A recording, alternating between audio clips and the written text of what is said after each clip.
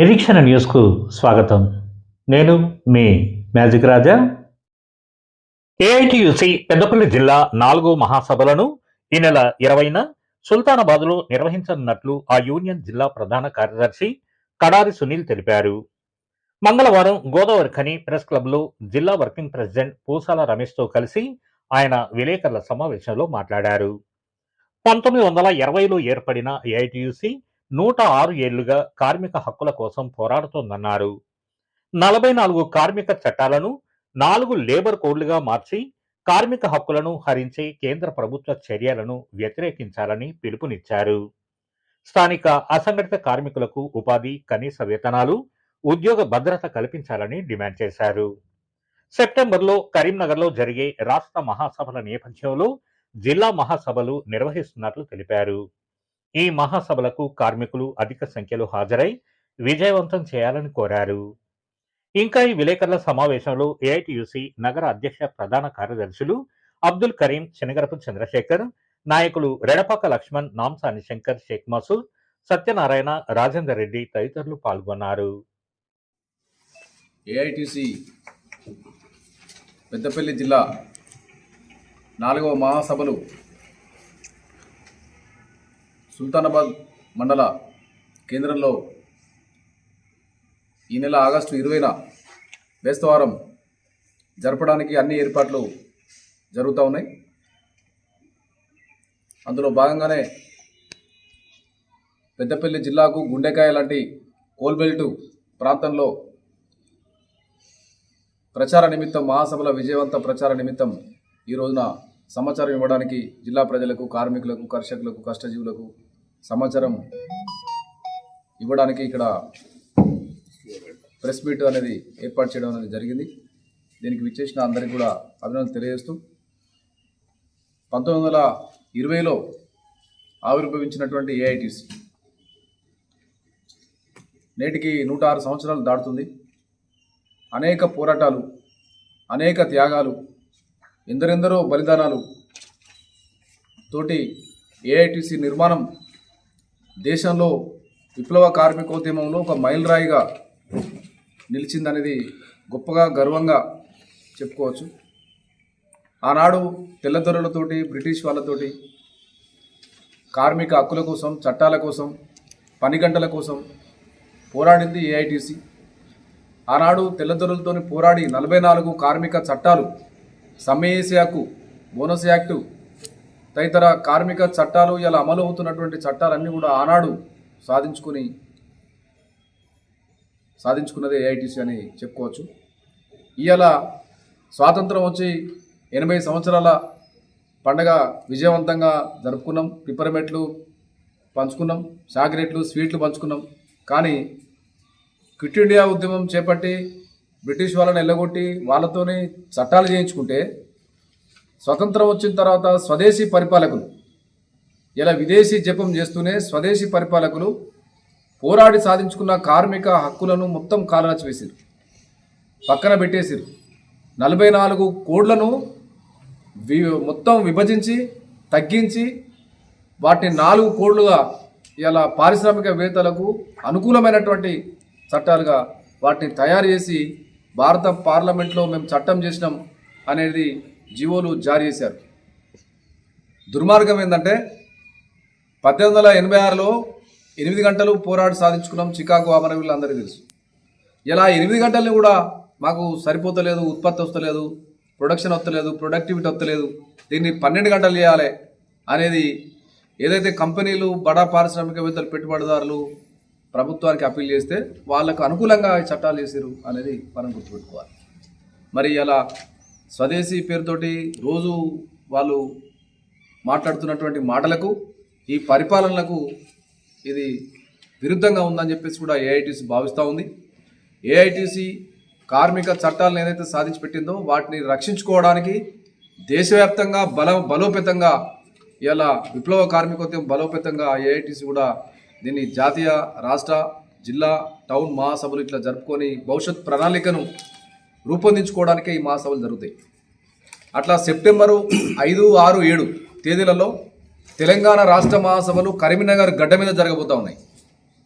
పోరాటాల ఉమ్మడి కరీంనగర్ గడ్డ, పోరాటాల జిల్లా, మనకు ఉద్యమాలకు ఊపిరిచ్చినటువంటి కరీంనగర్ పోరాటాల గడ్డ. అటువంటి పోరాటాల గడ్డ మీద తెలంగాణ రాష్ట్ర మహాసభలకు వేదిక కాబోతా ఉంది.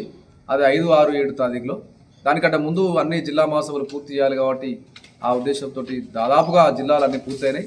రేపు ఆగస్టు 23 తోటి 24 ఇంకో 2 జిల్లాలు ఉన్నాయి. అవి కూడా పూర్తి చేసుకొని రాష్ట్ర మహాసభలకు పోతాం.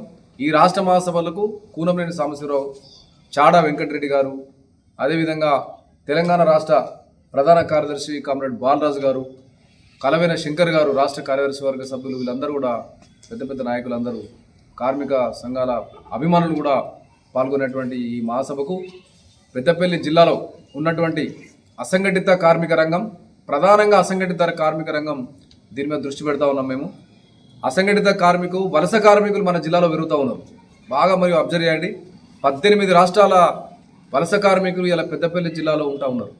18 నిన్న మేము లేబర్ డిపార్ట్మెంట్ సమాచారం అడిగితే 18 దాకా ఉన్నాయి, కానీ ఇంకా 22 అంటే ఇంకా 4-5 పెరుగుతాయండి అని చెప్పారు. అంటే దాదాపుగా 20-22 రాష్ట్రాల నుంచి పెద్దపల్లి జిల్లాలో ఇలా వాళ్ళు అన్ని పనులు చేస్తూ ఉన్నారు తెలంగాణలో. ఇక్కడ కార్మిక వర్గం అడ్డ మీద లక్షలాది మంది, వందలాది మంది పనుల కోసం చూస్తూ ఉన్నారు. వాళ్ళకు పనులు లేవు. ఇలా బిల్డింగ్లు అంటే వాళ్ళకి పని లేవు. నేపాల్ వాళ్ళు వస్తున్నారు, బీహార్ వాళ్ళు వస్తున్నారు, జార్ఖండ్ వాళ్ళు వస్తున్నారు, మహారాష్ట్ర వాళ్ళు వస్తున్నారు. ఇక్కడ వరి నాట్లు వేయడానికి కూడా ఇలా ఇతర రాష్ట్రాలలో వస్తున్నారు. ఇలా మనం తినే గప్చుప్పు, ఇలా జిలేబీలు, సమోసాలు ప్రతిదీ ఇతర రాష్ట్రాల నుంచే వచ్చేటువంటి తెలంగాణకు వచ్చి ఉన్నటువంటి వాళ్ళు తప్ప ఇక్కడ రాను రాను తెలంగాణలో నిరుద్యోగం పెరుగుద్ది అని భావిస్తూ ఉన్నాం. రాను రాను వలస కార్మికుల అడ్డనే కాదు, పర్మనెంట్ అయిపోతుంది. నిరుద్యోగం అడ్డా లేబర్గా రోజు పెరుగుతారు. అసంఘటిత కార్మిక రంగం పెరుగుతూ ఉన్నది, కానీ వాళ్ళకి కనీస వేతనాలు లేవు, చట్టాలు లేవు. తుమ్మితే ఊసిపోయే ముక్కులాగా ఇలా అసంఘటిత కార్మిక రంగం దినదిన గండం జరుగుతూ ఉంది. ఇలా లేబర్ అడ్డా మీద చూడండి, పొద్దుగాల లక్ష్మీనగర్లో, సుల్తానాబాద్లో, పెద్దపల్లిలో ఎక్కడ లేబర్ అడ్డా చూసినా ఉసుకెత్తరాలరు జనం. మరి వాళ్ళందరికీ పనులు కల్పించాల్సిన బాధ్యత ఎవరిది? ఈ రాజ్యాంగం. ఓట్లేసి మనం గెలిపించినటువంటి ప్రభుత్వం, పాలకులు ఇలా వాళ్ళకు ఉద్యోగాలు, ఉపాధి కల్పించాల్సినటువంటి అవసరం ఉన్నది, కానీ దాన్ని విస్మరిస్తూ ఉన్నారు. వాళ్ళ సీట్ల కోసం, వాళ్ళ ఓట్ల కోసం అసంఘటిత రంగం కార్మికులను, శ్రామికులను, కష్టజీవులను వాడుకుంటూ ఉన్నారు తప్ప ఇక్కడ కార్మిక వర్గానికి చేసింది ఏం లేదని చెప్పేసి కూడా మేము భావిస్తూ, రేపు 20 తారీఖున సుల్తానాబాద్లో జరిగేటువంటి జిల్లా 4వ మహాసభకు ఈ ప్రాంతంలో ఉన్నటువంటి పెద్దపల్లి జిల్లాలో ఉన్నటువంటి అసంఘటిత కార్మిక రంగం పెద్ద సంఖ్యలో వచ్చి కార్మిక ప్రదర్శన విజయవంతం చేసి మహాసభలో పాల్గొని విజయవంతం చేయాల్సిందిగా ఈ సందర్భంగా మీ ద్వారా కార్మిక రంగానికి పెద్దపల్లి జిల్లా తరఫున మేము ప్రత్యేక విజ్ఞప్తి, పిలుపు ఇవ్వడం అనేది జరుగుతుంది. ఏఐటీసీ మహాసభలు సుల్తానాబాద్ పట్టణంలోని యశోద నగరి ఫంక్షన్ హాల్లో ఈ నెల 20వ తేదీన చేయడం జరుగుతుంది. అలాగే రాష్ట్ర మహాసభలు కూడా కరీంనగర్లో సెప్టెంబర్ 6, 7, 8 రోజు జరుగుతాయి. దానిలో భాగంగా ఈరోజు గోదావరిఖని ప్రెస్ క్లబ్లో మరి ప్రెస్ మీట్ ఏర్పాటు చేయడం జరిగింది. అసంఘటిత రంగ కార్మిక వర్గం కేంద్ర ప్రభుత్వం చేస్తున్న 44 కోట్లను ఏదైతే ఉన్నదో వాటిని కుదించి 4 కార్మిక చట్టాలు 4 కుదిస్తున్నాయి. మరి వాటిని 44 చట్టాలను స్వతంత్రానికి ముందే మనము తెల్లదొరలతోటి, బ్రిటిషర్లతోటి పోరాడి సాధించుకున్నాం. వాటిని ఈరోజు కేంద్రం, మోదీ ప్రభుత్వం కాలరాసి కార్మికుల హక్కులను హరించి అట్లానే మాట్లాడే గొంతుకను సైతం మాట్లాడనివ్వకుండా చేస్తున్నాయి. అసంఘటిత రంగంలో పనిచేసే కార్మికులకి ఎవరికైనా దాదాపు ఎక్కడ కూడా కనీస కూలి కూడా ఈరోజు ఇవ్వడం లేదు. అట్లాగే మధ్యాహ్న భోజనం, అంగన్వాడీ, ఆశా, వివిధ రంగాల కార్మికులు అయితే దాదాపు స్వతంత్రం వచ్చి ఇప్పటికి 80 సంవత్సరాలు అవుతుంది. మరి 80 సంవత్సరాలలో 10,000 లోపు మాత్రమే జీతం ఉంది. మరి అది అట్లాగే ఈరోజు మధ్యాహ్న భోజన కార్మికుల పరిస్థితి చూస్తే ప్రపంచంలో ఎక్కడ లేదు. 3,000 రూపాయల జీతంతో మరి దాదాపు 24 సంవత్సరాలుగా చేస్తారు. కేంద్ర రాష్ట్ర ప్రభుత్వాలపై ఎన్ని సమ్మెలు చేసినా, ఏం చేసినా మరి చీమ కుట్టినట్టు కూడా జరగడం లేదు. అట్లాగే ఈ అసంఘటిత రంగ కార్మికులను చట్టాలు కూడా నాటి పోరాట ఫలితాలే. మరి ఆ రోజు వచ్చిన కార్మిక చట్టాలను మరి నేడు మన కేంద్ర ప్రభుత్వం హరిస్తుంది.